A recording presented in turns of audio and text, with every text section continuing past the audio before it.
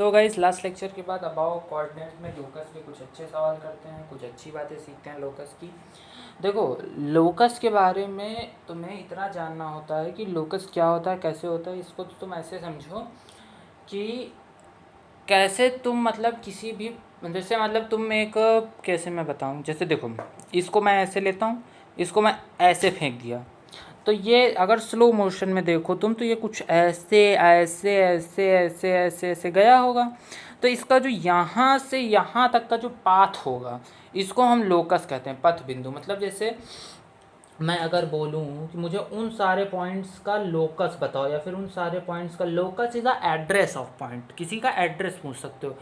मतलब जैसे मैं पूछूँ कोई मुझे एक ऐसा पॉइंट बताओ जो कि ओरिजिन से मुझे उन पॉइंट्स का लोकस बताओ, या फिर उन पॉइंट्स का लोकस जब भी है तुम एड्रेस वर्ड अपने दिमाग लाओ, मुझे उन पॉइंट्स का एड्रेस बताओ वो कहाँ पाए जाएंगे जिनकी डिस्टेंस ओरिजिन से 1 यूनिट हो।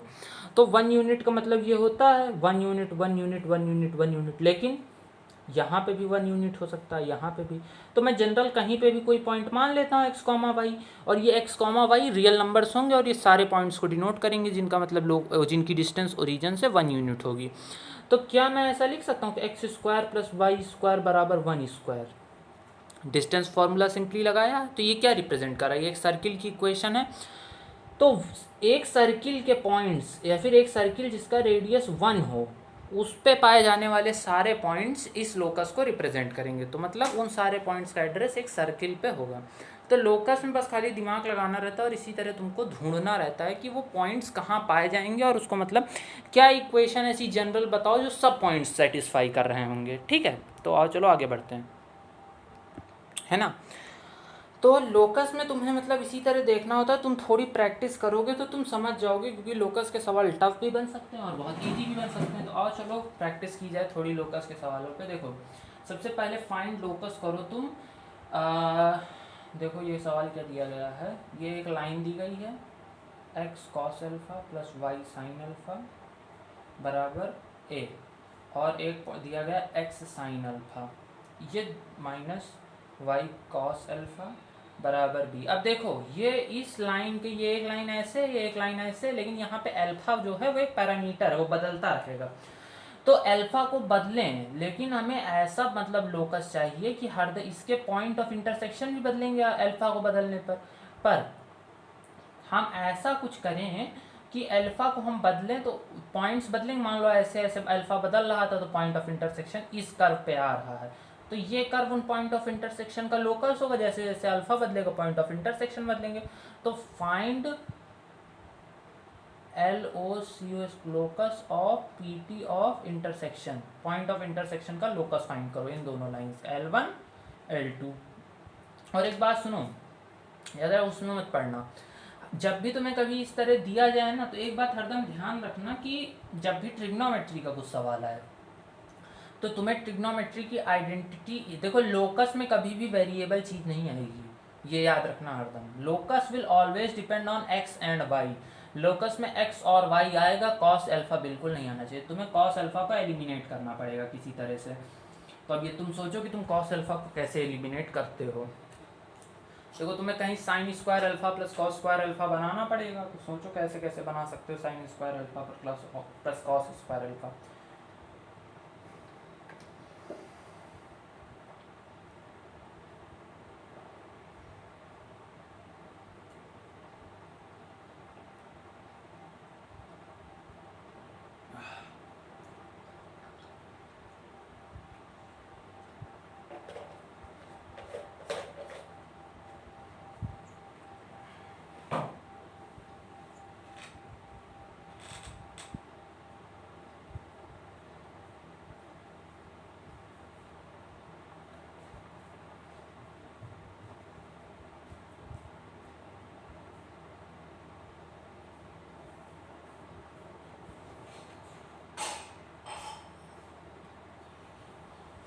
हाँ यार, मतलब अब तक तुमने कर लिया वो। देखो तुम्हें इतना तो समझ आ जाना चाहिए कि एक बार एक्स के साथ कॉस लिखा है, फिर एक बार साइन लिखा है, तो मतलब इसको तुम्हें किसी तरह एक्स स्क्वायर, मतलब अगर तुम स्क्वायरिंग कर दो दोनों की स्क्वायरिंग तुम करके जोड़ दो, तो तुम्हारा ये देख रहा है कि तुम दोनों की स्क्वायरिंग करो और दोनों का ऐड करो, x square plus y square plus a square, क्योंकि देखो यहाँ जो -2xy sine alpha cos alpha बन और वो इसके नीचे वाले से कट जाएगा, और sign square alpha cos square alpha 1 होता है।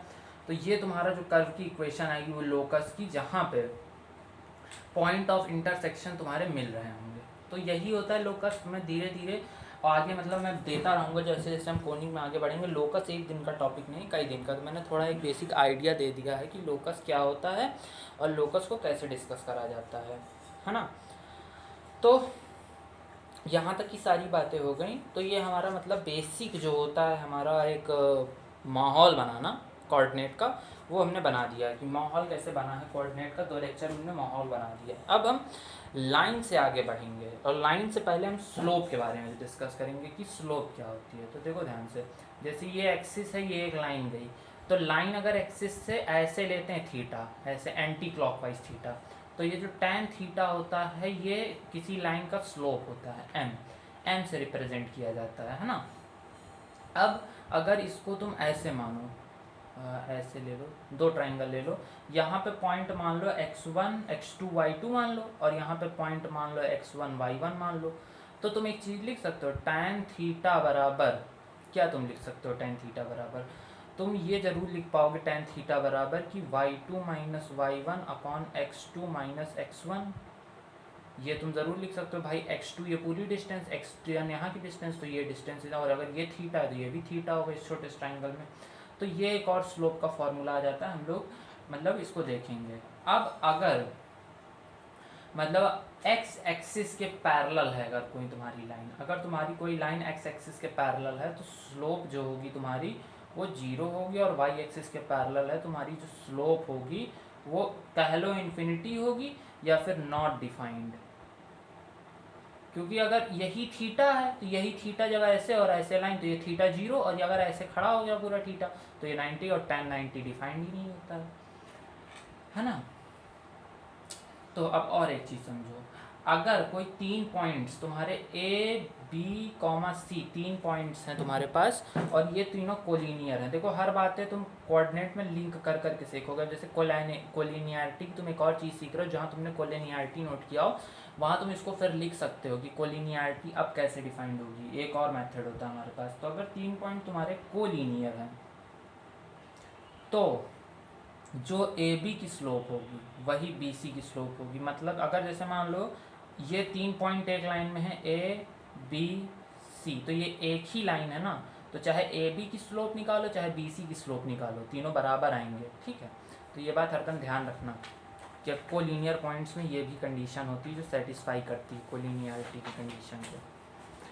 तो आगे देखते हैं कि आगे इसमें और हम क्या क्या डिफाइन कर सकते हैं।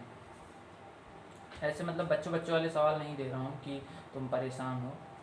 तो आओ देखें कैसे हम मतलब, अब देखो अब हम धीरे धीरे आगे बढ़ेंगे। Equation of straight line in various forms. कई फॉर्म्स में हम स्ट्रेट लाइन की इक्वेशन को डिस्कस करेंगे। कैसे, देखो जैसे मान लो ये तुम्हारा एक्सिस है, ये तुम्हारा ये है, तो ये एक लाइन थी कोई, ये मान लो कोई लाइन है, कोई भी लाइन है, जनरल लाइन है। इस लाइन का नाम है मान लो ax plus b y plus c बराबर 0।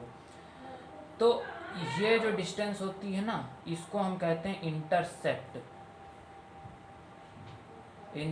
या फिर कह लो y इंटरसेप्ट, और इस डिस्टेंस को हम कहते हैं x इंटरसेप्ट। ठीक है, तो अगर तुम यहाँ से एक बात ध्यान दो, तो तुम्हारा जो m होता है वो तुमको मतलब दिया जाता है tan थीटा दिया जाता है। और अगर तुम यहाँ कोई पॉइंट मानो, अगर ये जो लाइन है इस पॉइंट पे कोई अगर x, y पॉइंट होगा तो वो जो होगा उसको तुम ऐसे लिख सकते हो। अगर ये थीटा है और ये c पूरी डिस्टेंस है, इस इंटरसेप्ट को तुम मान लो c जो है, ये पूरा इंटरसेप्ट c है, तो तुम एक चीज़ लिख सकते हो ना कि m जो होगा तुम्हारा वो y माइनस सी अपॉन एक्स होगा। ऐसा तुम लिख सकते हो इस लाइन के बारे में, अगर कोई जनरल पॉइंट x, y है। तो यहाँ से अगर तुम इक्वेशन निकालो लाइन की, तो mx प्लस सी बराबर y, तो y बराबर mx प्लस सी, जो हम बचपन से भी सुनते आए, कभी कभी 10th में भी सुना होगा आप लोगों ने, कि ये एक लाइन की इक्वेशन होती y बराबर mx प्लस सी जिसकी स्लोप m हो। अब अगर m की वैल्यू तुम्हें पीछे याद हो तो ये स्लोप फॉर्म होता है।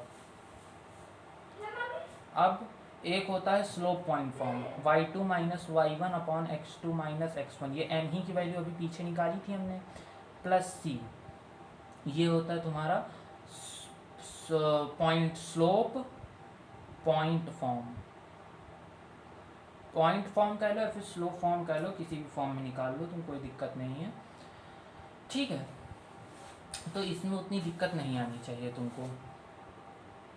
अब आगे बढ़ते हैं। अब ज़रा एक चीज़ मेरी बात सुनो, जैसे मान लो कोई तुम्हें 2 पॉइंट दिए हों और तुम्हें लाइन, अब 2 पॉइंट फॉर्म एक होता है हमारे पास, 2 पॉइंट फॉर्म, 2 पॉइंट फॉर्म में कैसे निकालते हैं लाइन की इक्वेशन, यहाँ मान लो x1 y1, यहाँ मान लो x2 y2, ये पॉइंट है तुम्हारे पास। तो तुम जरा एक चीज़ लिखो, tan थीटा को तुम क्या लिख सकते हो, मान लो यहाँ पे कोई एक पॉइंट है y minus y comma x, x comma y, ये पॉइंट है और ये पूरी लाइन को सेटिस्फाई करो। तो एक चीज़ तुम मान लो ये और ये गिवन पॉइंट है, और x कॉमा वाई कोई एक पॉइंट है जो इस लाइन के जनरल पॉइंट है, जो जनरल पॉइंट को रिप्रेजेंट करेगा। तो एक चीज़ अगर तुम यहाँ से लिखो कि y minus y one upon x minus x one, तो ये tan थीटा के बराबर होगा, और tan थीटा क्या होता है, y2 minus y one upon x2 minus x1, ये होता है तुम्हारा tan थीटा, और ये दिया किसके बराबर है, y minus y one upon x minus x1। और 2 पॉइंट फॉर्म बहुत यूज़ होता है, तो यहाँ से अगर तुम ध्यान दो तो यहाँ तुम्हारा m times x minus x1 बराबर y माइनस वाई वन, और m की वैल्यू चाहे तो दी रहे हो या तो इस तरह निकाल सकते हो y2 माइनस वाई वन, या फिर x2 माइनस x1 के तरीके से। तो ये तुम्हारा 2 पॉइंट फॉर्म होता है ना। अब यहाँ से मैं एक क्वेश्चन देता हूँ कि एक स्ट्रेट लाइन की इक्वेशन निकालो जो कि 1,1 और 3,4 से पास हो रही हो। जरा इसको क्वेश्चन को करो, इक्वेशन निकालो जो 1,1 और 3,4 से पास हो रही हो स्ट्रेट लाइन। ऐसी स्ट्रेट लाइन की इक्वेशन क्या होगी, निकालो जरा, देखो कुछ आ रहा है कि नहीं, फिर मतलब कुछ आगे चीज़ें डिस्कस करते हैं।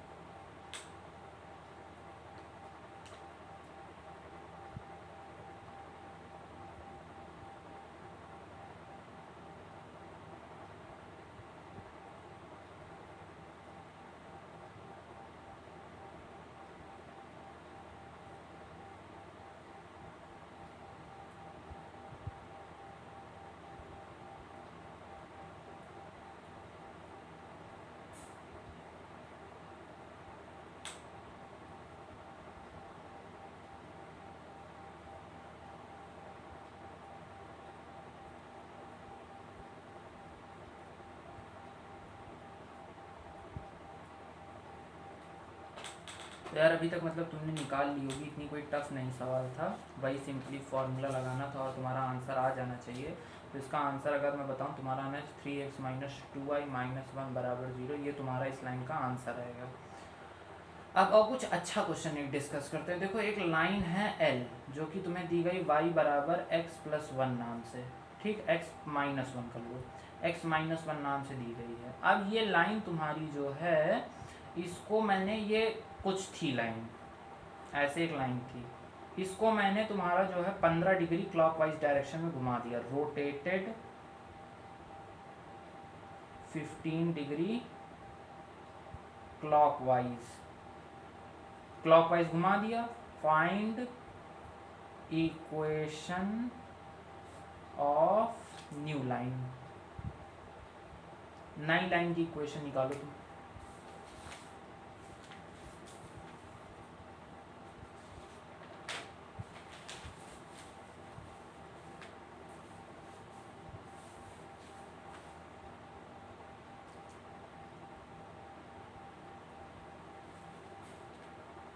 देखो इसमें थोड़ा दिमाग लगाना पड़ेगा, वैसे इतना टफ भी सवाल नहीं है, लेकिन थोड़ा दिमाग लगाओगे तो आ जाएगा आंसर।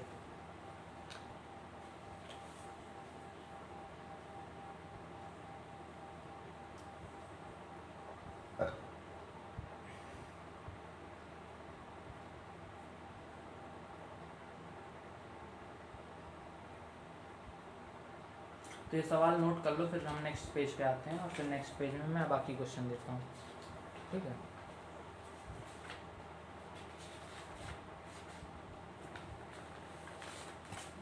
तो आ गया नेक्स्ट पेज पे। अब तो देखो अगला सवाल क्वेश्चन क्या कहता है, वो वाले का सोल्यूशन बता रहा हूँ, लिख लो क्वेश्चन।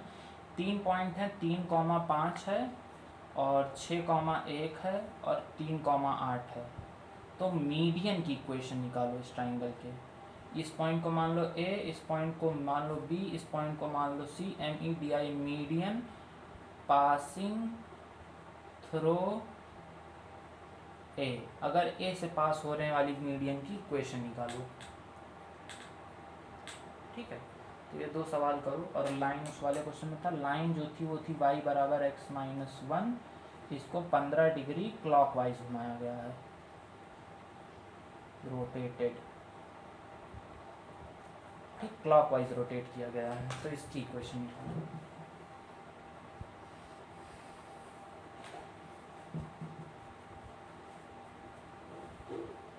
करो यार, इन वाले सवालों को, काफ़ी अच्छे सवाल हैं, दोनों अच्छे सवाल हैं, इनको अटेम्प्ट करो, देखो कुछ कर पा रहे हो कि नहीं।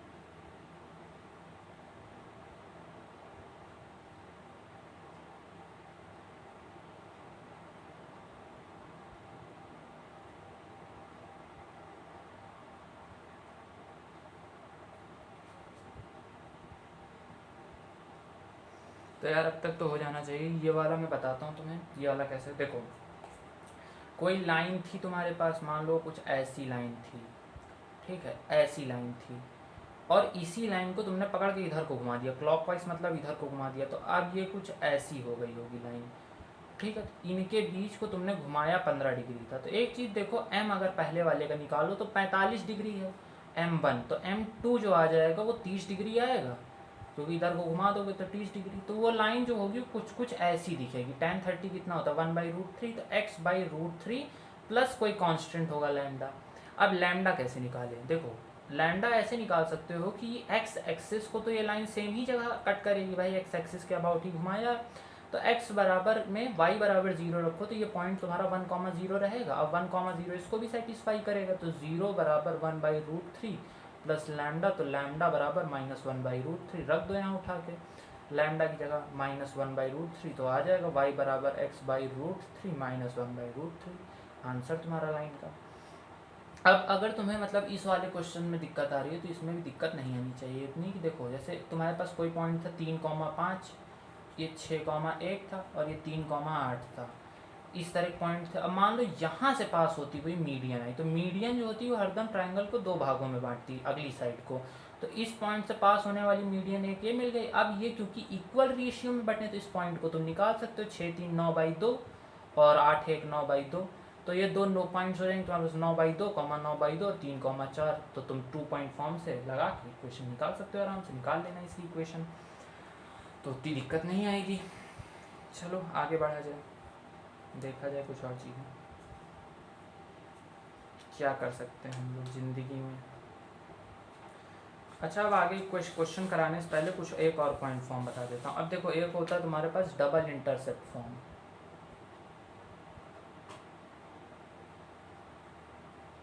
Double intercept form. अब डबल इंटरसेप्ट फॉर्म क्या होता है, देखो डबल इंटरसेप्ट फॉर्म ये होता है जैसे कोई लाइन आई ऐसे काट दी, और यहाँ की इतनी लेंथ जो है एक्स एक्सिस का इंटरसेप्ट ए हो गया, वाई एक्सिस का इंटरसेप्ट बी हो गया, ठीक है। और ये लाइन की अब तुम्हें इक्वेशन निकालनी है। तो इसकी इक्वेशन जो लिखी जाती है वो देखो कैसी लिखी जाती है। इसकी इक्वेशन लिखी जाती है x/a प्लस y/b बराबर 1, यानी x के नीचे का जो इंटरसेप्ट है वो प्लस y के नीचे का जो इंटरसेप्ट है उसके नीचे बराबर 1। तो ये होता है डबल इंटरसेप्ट फॉर्म, और इससे भी काफ़ी अच्छे क्वेश्चन बन जाते हैं। तो अब जरा एक इक्वेशन मतलब फाइंड करो, कि क्वेश्चन लिख लो, find equation of line passing through 1,2 and its intercept is, मतलब एक मतलब एक्स एक्सिस का and its x intercept is twice of y intercept. 1,2 से पास करा और इसका एक्स इंटरसेप्ट वाई इंटरसेप्ट के दुगना है, तो इसकी इक्वेशन तुम्हें फाइंड करनी, करो जरा फाइंड।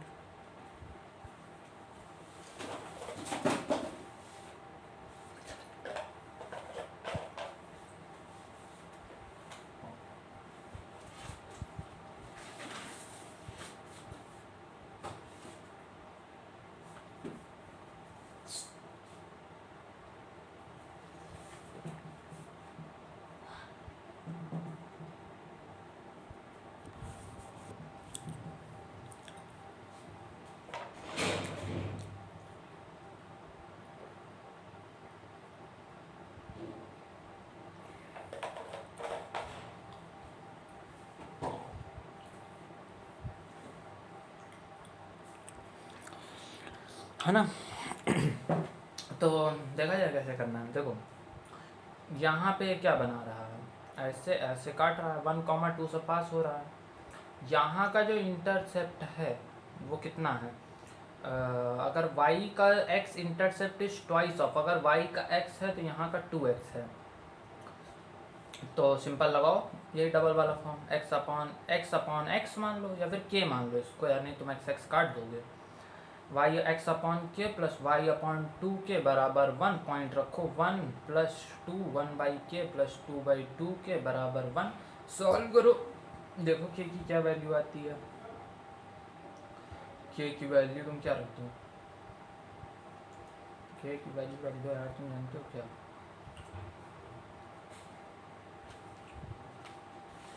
k की वैल्यू रख दो तुम 2। अगर तुम k की वैल्यू 2 रख दो, सोचो जरा तो क्या आएगा तुम्हारा आंसर।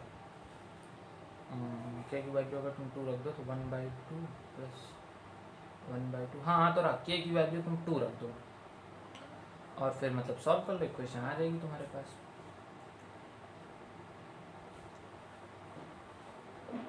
चलो अब आगे बढ़ते हैं और चीज़ों को आगे डिस्कस करते हैं। तो आज स्ट्रेट लाइन के ज़्यादातर फॉर्म्स जितने थे वो हम लोगों ने डिस्कस कर लिए हैं, तो काफ़ी सारे सवाल आपके मतलब लग सकते हैं, आप मतलब आप आराम से लगा सकते हो, कोई इतना दिक्कत की बात नहीं है। अब हम लोग नॉर्मल फॉर्म देखेंगे। तो गाइस अब नॉर्मल फॉर्म देखते हैं स्ट्रेट लाइन का, कि नॉर्मल फॉर्म क्या होता है। देखो नॉर्मल फॉर्म पढ़ना नॉर्मल बात नहीं है, ठीक। नॉर्मल फॉर्म देखो, नॉर्मल फॉर्म मतलब ये होता है कि तुमको परपेंडिकुलर डिस्टेंस कुछ बात हो रही होगी। नॉर्मल का मतलब होता है कोऑर्डिनेट में परपेंडिकुलर डिस्टेंस। तो एक लाइन है मान लो, इसकी यहाँ से परपेंडिकुलर डिस्टेंस मतलब ये परपेंडिकुलर इस पर डिराया हो, तो ये पी है और ये एंगल अल्फा है।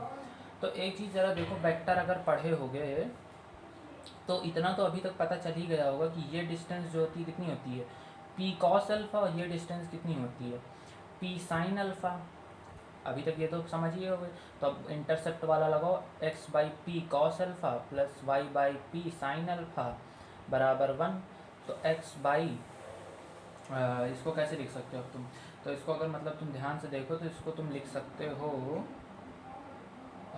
कैसे लिख लो मेरे अकॉर्डिंग तुम कैसे लिख सकते हो इसको, सोचने दो। कैसे बताऊँ यार, मुझे तो लग रहा है थोड़ी गड़बड़ हो गई है। क्यों गड़बड़ हो गई है यार, क्योंकि उल्टा हमने कंपोनेंट ले लिया है, कंपोनेंट थोड़ा गलत हम लोगों ने ले लिया। देखो लिखा कैसे जाता है इसको, बेसिकली मैं थोड़ा कुछ अलग ही करने की कोशिश कर रहा था, लेकिन है नॉर्मल फॉर्म जो होता है वो ये होता है कि x cos alpha plus y sine alpha बराबर पी, ये तुम्हारा नॉर्मल फॉर्म होता है, ये तुम्हारा नॉर्मल फॉर्म होता है स्ट्रेट लाइन का, जो कि मतलब तुम्हें लिखने को मिलता है। लेकिन इसको डिराइव कैसे करना, रुको मैं सोचता हूँ कैसे मतलब इसको डिराइव कर सकते हो तुम। अरे रुको मुझे सोचने दो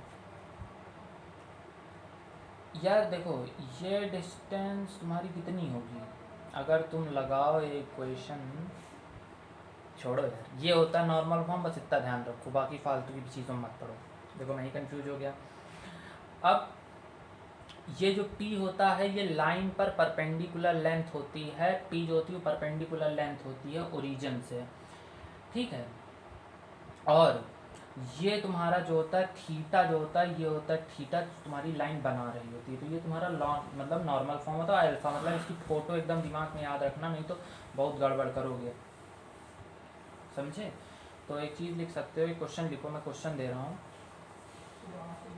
equation of straight line find करनी है, परपेंडिकुलर जिसका ओरिजिन है वो मेक्स एन एंगल, यानी अल्फा तुम्हारा दिया गया है 30 डिग्री एक्स एक्सिस के साथ, and which forms triangle of area. और एरिया जो है वो ट्राइंगल जो फॉर्म्ड बाय एरिया है वो 50/3 स्क्वायर यूनिट का है। 50/3 स्क्वायर मतलब ये जो पूरा एक एरिया बनेगा ये तुम्हारा 50/3 स्क्वायर यूनिट का है, कोऑर्डिनेट एक्सिस के साथ। तो इस लाइन की इक्वेशन बताओ। तो काफ़ी अच्छा क्वेश्चन है और मतलब बहुत अच्छे से इसको मतलब तुमको समझना पड़ेगा, ठीक है। तो इसको करो सॉल्व, देखो हो पाता है कि नहीं हो पाता है।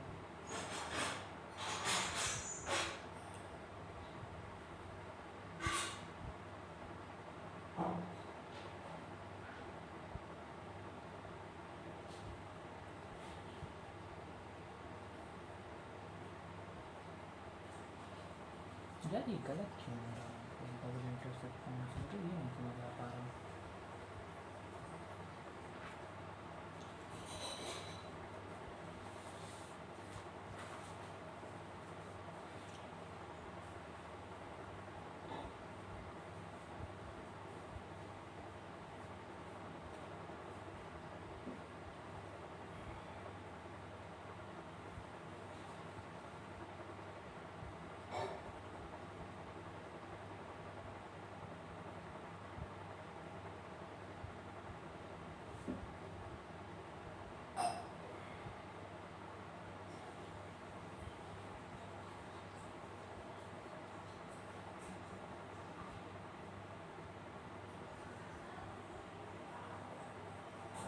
यार इसीलिए तो गलत हो रहा था, देखो समझो।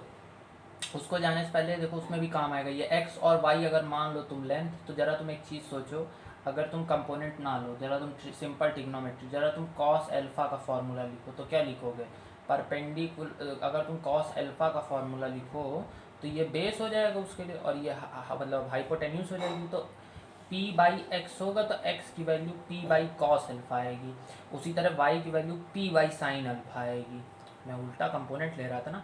तो अब इस ट्राइंगल में तुम एरिया निकालने के लिए इसको मान लेना P/cos एल्फा, ये P/cos एल्फा होगी साइड, और ये P/sin एल्फा साइड होगी, ठीक है। फिर एरिया के लिए आगे अप्रोच करो, देखो क्या होता है। देखो एरिया तो अगर तुमको मतलब इसका दिया गया तो होता है 1/2 into P square upon sine alpha cos alpha, तो p² upon 2 sine alpha cos alpha, ये होता है तुम्हारा एरिया। तो एरिया तुम्हें अगर 50/3 दिया गया है तो p² अपॉन 2 साइन 30 डिग्री की वैल्यू कितनी होती है, 1/2 होती है, और कॉस 30 डिग्री की वैल्यू कितनी होती है, √3/2 होती है, √3/2 होती है। तो एक 2 से एक 2 कट गया, 2p² अपॉन √3 बराबर 50।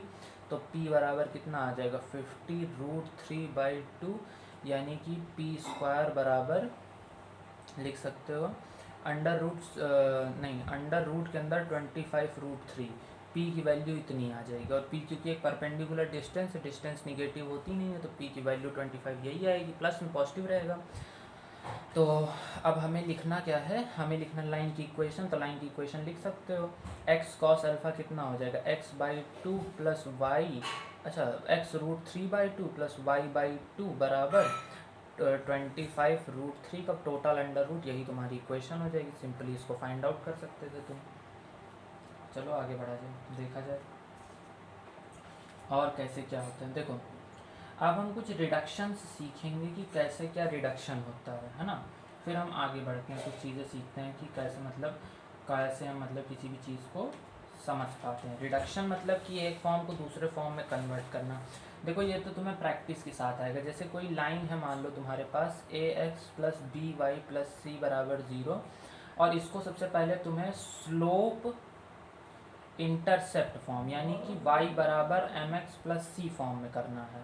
स्लोप इंटरसेप्ट फॉर्म यही होता है। सबसे पहले बी वाई बराबर क्या लिखोगे, minus a x minus c, तो y बराबर minus a by b x minus c, तो ये तुम्हारा y बराबर एम एक्स प्लस सी इस फॉर्म में आ गए। इस पर गोला बना लो, देख लिए होगे कैसे करना है ना। तो इस तरह लिख सकते हो। उसके बाद एक हम मतलब करते हैं डबल इंटरसेप्ट फॉर्म में। तो अगर इसको तुम्हें डबल इंटरसेप्ट फॉर्म में करना है तो ए एक्स प्लस बी वाई बराबर माइनस सी लिखोगे, और इसको तुम क्या लिख सकते हो, ए एक्स अपॉन माइनस का C plus b Y upon minus का सी बराबर 1। तो इस ए को इसके ये जो ए होगा ना ये सी के नीचे आ जाएगा, यानी x upon minus c by a plus b upon minus c by b बराबर 1। ये हो गया तुम्हारा वो double intercept form x by a वो वाला। अब अगर डबल इंटरसेप्ट फॉर्म निकाल लिए हो तो यहाँ से एक चीज़ देख सकते हो कि अगर तुम्हें नॉर्मल फॉर्म में करना है कन्वर्ट, तो नॉर्मल फॉर्म में कन्वर्ट करने के लिए तुम सबसे पहले क्या करो, ए एक्स प्लस बी वाई बराबर माइनस सी होता है, अपने सी को पॉजिटिव कर लो, सी शुड बी ग्रेटर देन 0। तो ब्रैकेट के अंदर ए एक्स प्लस बी वाई बराबर सी आ जाएगा तुम्हारे पास। अब इन दोनों कोफिशिएंट्स का अंडर रूट ले लो, ए स्क्वायर प्लस बी स्क्वायर इस तरह आएगा, है ना। तो अब तुम इसको कैसे लिखोगे इस लाइन को, तो इसको तुम अब ऐसे लिख दो, दोनों तरफ डिवाइड कर दो उससे। तो minus times a upon under root वाली quantity x plus minus times b upon under root वाली क्वांटिटी बराबर सी अपॉन अंडर रूट वाली क्वांटिटी। तो ये तुम्हारा जो होगा ये तुम्हारा परपेंडिकुलर डिस्टेंस बन गया, ये तुम्हारा कॉस अल्फा बन जाएगा, ये तुम्हारा साइन अल्फा बन जाएगा। सिंपल, दोनों को वो करके ही देख सकते हो, स्क्वायर करके ऐड करो, देखो 1 ही आएगा। तो ये तुम्हारा स्लोप नॉर्मल फॉर्म हो गया।